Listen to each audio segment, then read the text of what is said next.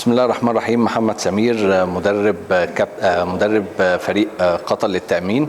يمكن دي تاني بطولة احنا بنشارك فيها. يمكن أول بطولة كانت مصغرة إلى حد ما، إن هي كانت تحت البنك المركزي، ولكن ما كانتش بالقوة ديت. يمكن البطولة بتزداد قوة سنة بعد سنة.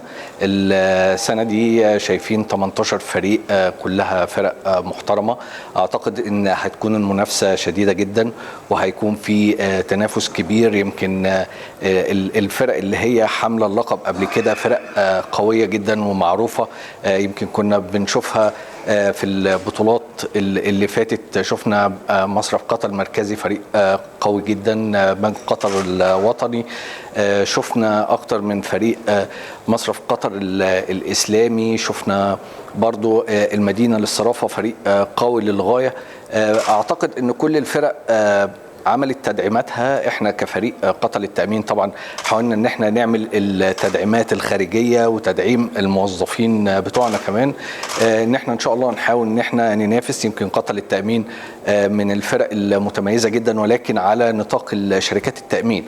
ولكن كل المؤسسات المالية اللي تحت البنك المركزي اعتقد ان هي منافسة اكبر، والشريحة بتكون اكبر.